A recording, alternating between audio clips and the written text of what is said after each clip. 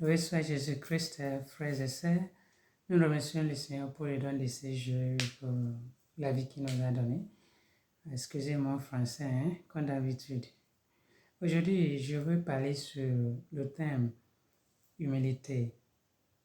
Nous savons, l'humilité, c'est la vertu que nous avons vraiment besoin chaque jour dans notre vie quotidienne, dans notre relation avec Dieu et avec les autres.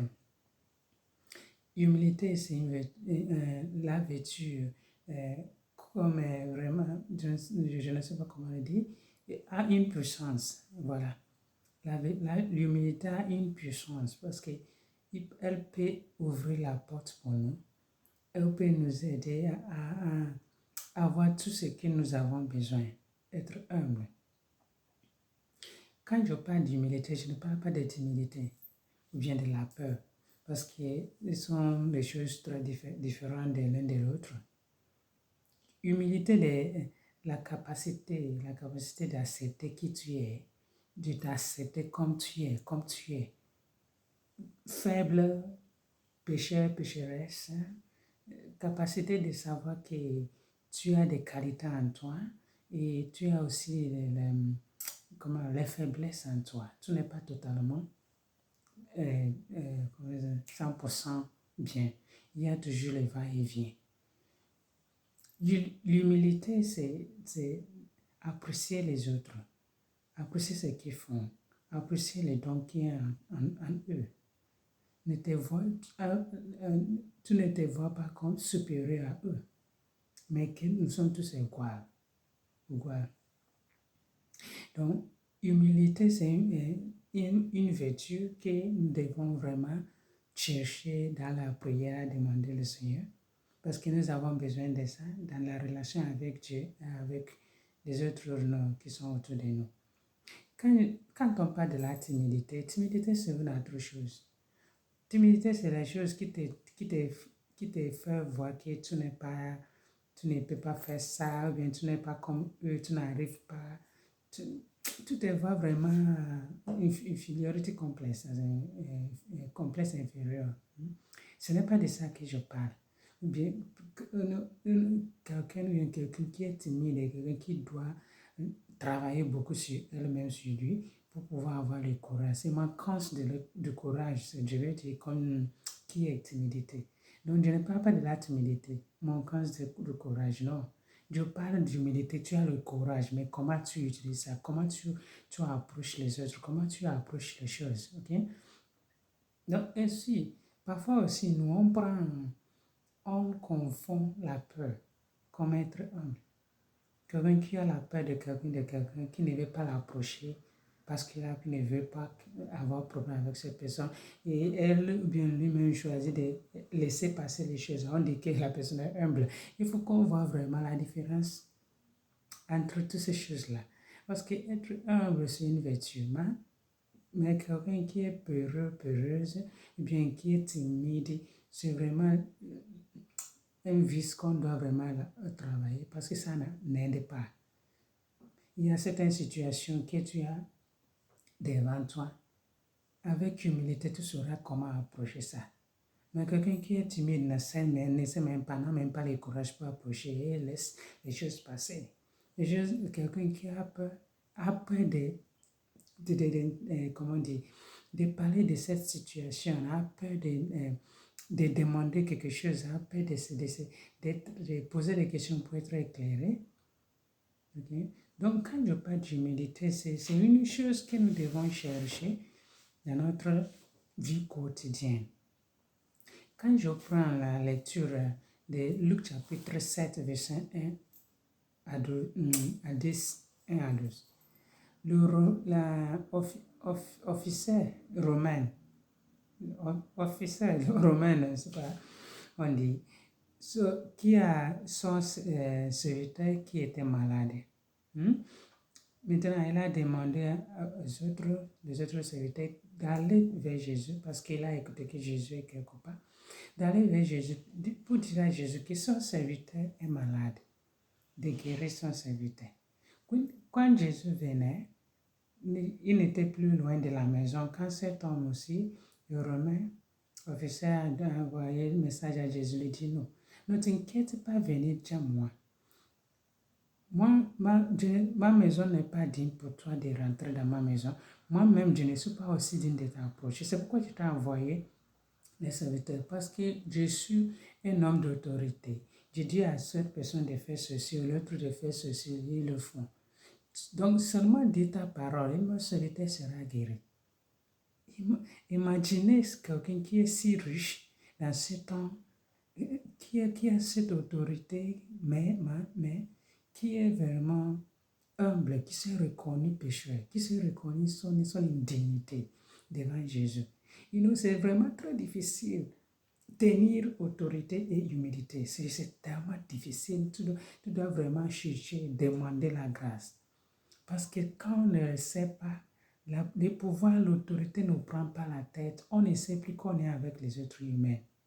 Et on oublie aussi d'aimer.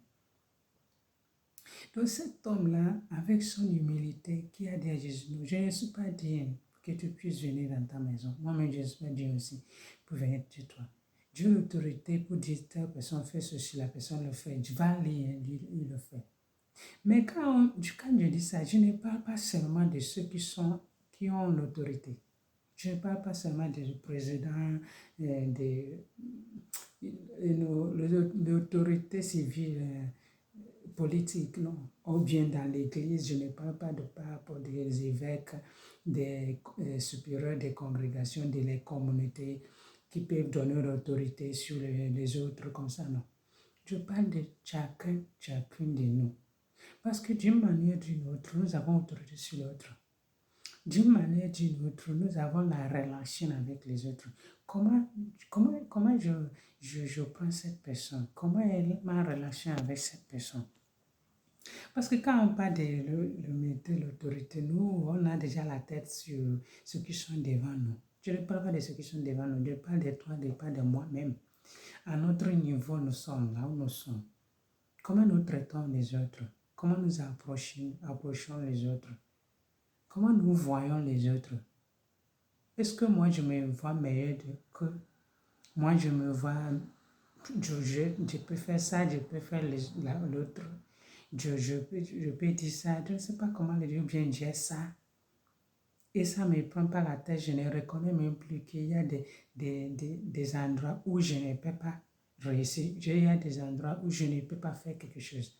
Parce qu'il y a personne qui est 100%, comment dire, ok. Il y a la main où tu es fort, il y a où tu es faible. Donc parfois nous oublions là où nous serons faibles, nous comptons toujours là où nous sommes forts.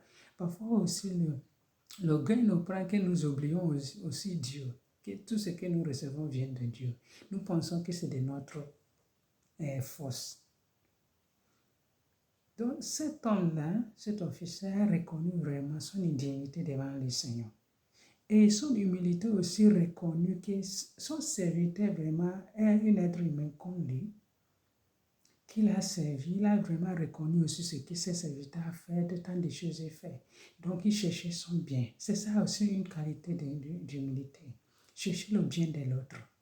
Chercher que l'autre soit bien. Tu ne te vois pas meilleur que les autres. Tu acceptes les autres comme ils sont. Toi, tu acceptes aussi toi-même comme tu es. Parce que l'humilité commence d'abord de toi. Comment tu te vois? Tu t'acceptes comme tu es? Ou bien tu ne te vois pas, tu ne te trouves pas bien de qui tu es, de ce que tu as, des choses que le Seigneur a mis en toi, tu ne les reconnais pas. C'est l'orgueil. Parce que l'humilité doit nous aider à reconnaître. Je suis comme ça, je suis comme ça. Le Seigneur m'a donné ça. Mais j'ai aussi ces faiblesses. L'humilité nous aide à reconnaître aussi notre faiblesse. Qu'il y a des endroits qui ne nous faisons pas bien. Donc, notre relation avec l'autre, c'est là où il y a l'humilité. C'est là où nous devons travailler beaucoup et nous regarder toujours ceux qui sont devant. Ils ont fait ça, ils ont dit ça, non. Nous-mêmes, qu'est-ce que je fais avec cette personne qui est devant moi? pour peut-être dans ma tête, hein, Jésus, plus que cette personne, je suis devant cette personne, ou bien je fais plus que cette personne, j'ai telle chose plus que cette personne. Comment est ma relation avec cette personne? L'humilité nous demande traiter cette personne comme avec du respect, hein, comme je vais traiter moi-même. Parce que moi-même, je sais que quand quelqu'un me manque de respect, ça ne me fait mal. Alors pourquoi manquer de respect à l'autre? Respect, c'est réciproque. Ce n'est pas laisser à quelqu'un, bien au petit ou grand. Non. C'est réciproque. Aux enfants aussi doivent être respectés.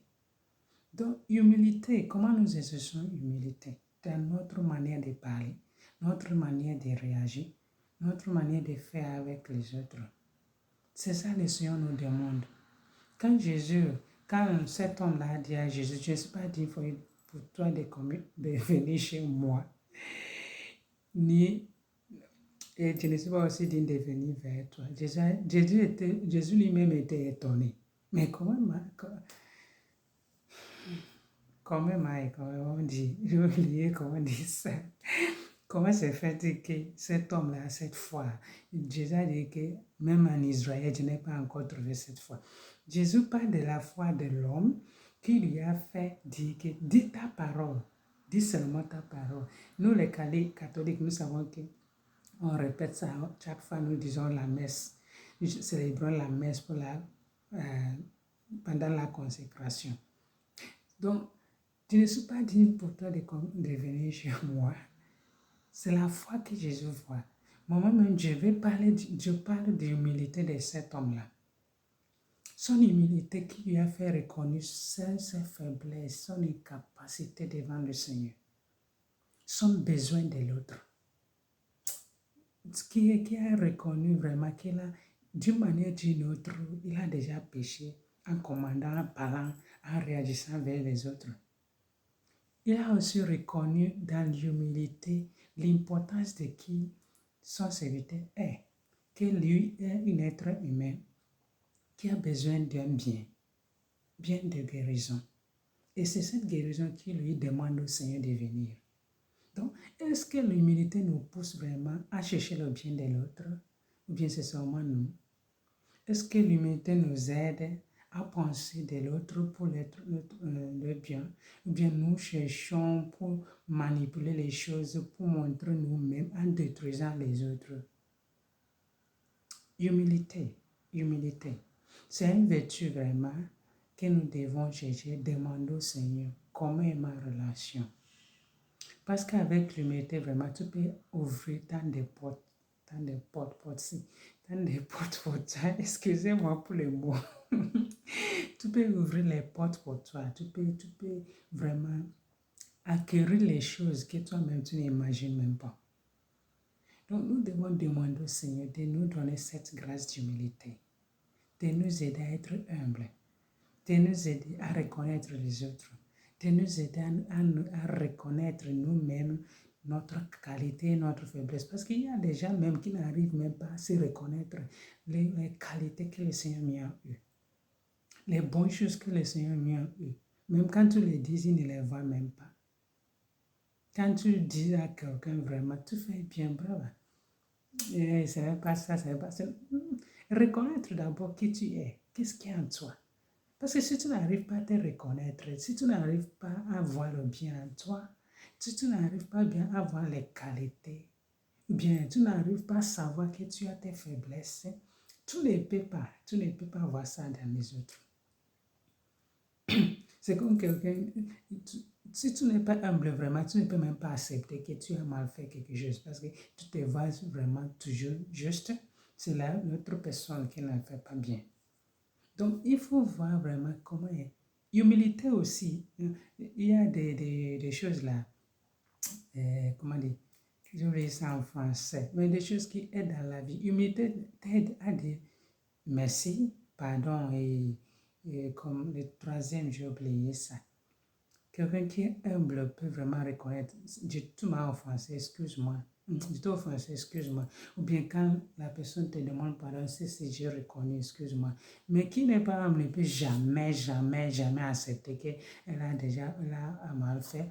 Bien, accepter ses faiblesses, non. Donc nous devons demander au Seigneur de nous aider à être humble parce que c'est une vertu qui nous aidera dans notre vie quotidienne à aller de l'avant, à aller loin dans notre relation avec le Seigneur, avec les autres. Je demande au Seigneur de nous aider à comprendre. Luc chapitre 7, verset 1 à 10. Jésus a parlé de la foi, mais je vois l'humilité de cet homme qui lui a fait faire tous ces démarches qu'il a fait. Le Seigneur nous aide, nous éclairer, nous aide à comprendre et nous envoie son esprit pour que nous puissions comprendre vraiment ce que lui, il veut de nous. Oui, ça, Jésus-Christ. Je vous aime beaucoup. Hein.